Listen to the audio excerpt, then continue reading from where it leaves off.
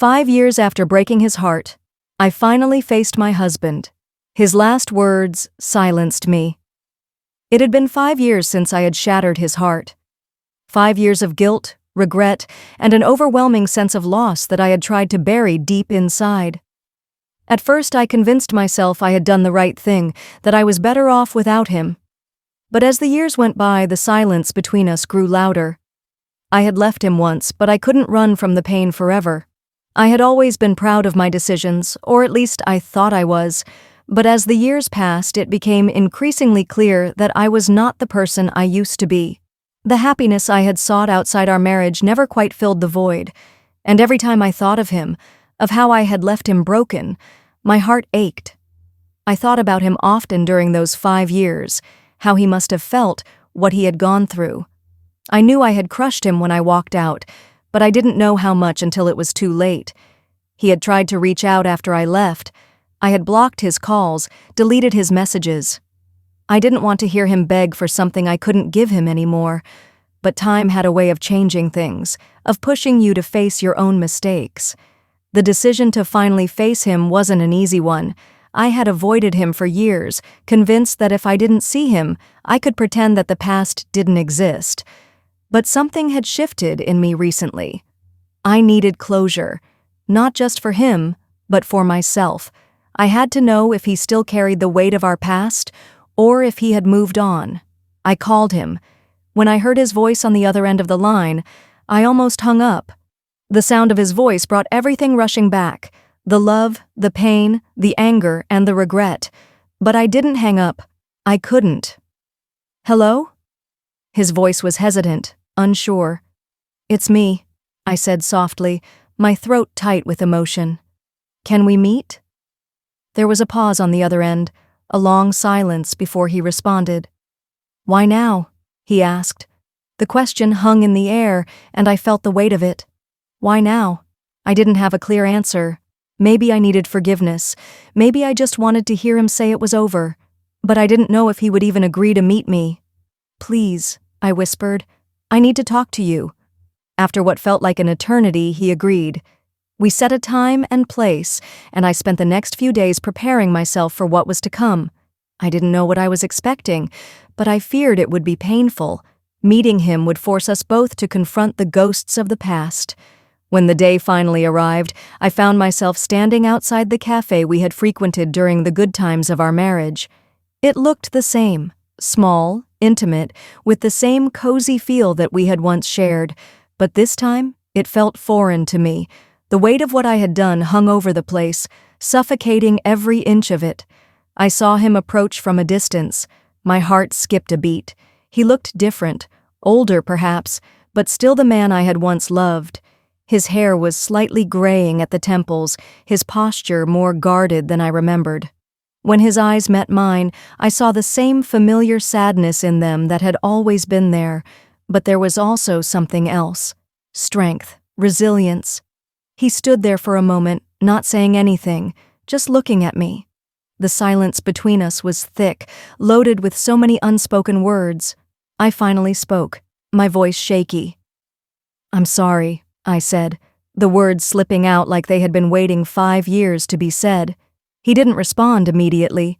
Instead, he took a deep breath and nodded slowly. "I've heard that before," he said quietly. "Sorry doesn't change anything." I flinched at his words, but I couldn't deny the truth in them. Sorry didn't change the fact that I had broken his heart. Sorry didn't erase the pain I had caused. "I know," I said, my voice barely above a whisper, "but I needed to tell you. I needed you to know that I regret what I did." His eyes softened, but there was still a distance between us. He had built walls over the years to protect himself, and I wasn't sure they could ever come down. "I wish I could say that I've moved on," he said finally, his voice steady but cold. "But I haven't. I'm still angry. I'm still hurt." I nodded, tears welling in my eyes. I had expected this, but it still stung. "I know," I whispered again. And in that moment, the truth hit me. It wasn't just about what I had done to him, it was also about what I had done to myself. I had lived with this guilt for so long, and now it was all coming to the surface. He wasn't the only one who had suffered. I had too. We sat down at a small table by the window, the soft hum of the cafe around us. But it felt like we were in a world of our own, separated from everyone else by a wall of unspoken history. As we talked, the words came slowly, carefully chosen, as if each one carried the weight of our past. "I don't expect you to forgive me," I said after a long pause. "I know I don't deserve it. I wanted to hear you say it, to hear you tell me how much I hurt you." He took another deep breath, looking out the window for a moment before meeting my gaze. "You really don't get it, do you?" he said softly, his voice surprisingly calm. "It's not just about the pain you caused me. It's about the trust you destroyed, the life we could have had." I looked away, feeling a lump in my throat. "I know. I didn't understand that at the time. I was selfish." He nodded. "Yeah, you were, and I was a fool for not seeing it sooner. But what's done is done." The words felt like a slap, but they were the truth. There was no going back, no rewriting the past. Our story had ended the moment I walked out of that door. He stared at me for a long time, as if he was searching for something in my face. "You were my everything," he said quietly, his voice almost breaking. "And now, you're a stranger." The finality in his words hit me harder than anything else he had said. A stranger. That's how I had become to him. The woman he once loved was gone, replaced by someone who had shattered everything they had built together. "I don't know what I was hoping for today," I said softly, tears streaming down my face. "Maybe I thought there was still something between us. Maybe I thought you could forgive me." He shook his head slowly. "I don't know if I can forgive you," he said, his voice tight with emotion. "But I've learned something over these years. I've learned that I have to let go, not for you, for me." The last words he spoke to me were like a blow to the chest. I sat there, stunned, unable to respond. The pain of it all, everything I had done, everything I had lost, washed over me in waves, and in that moment, I realized that this was the end. There was no coming back from this. "I hope you find peace," he said, standing up to leave. His words were soft, but they carried a weight I couldn't ignore. "Goodbye." The word goodbye hung in the air, like a final chapter closing with no hope of being rewritten. He didn't turn back. He didn't hesitate. He just walked out, leaving me with nothing but the empty seat across from me and the sound of my own breathing.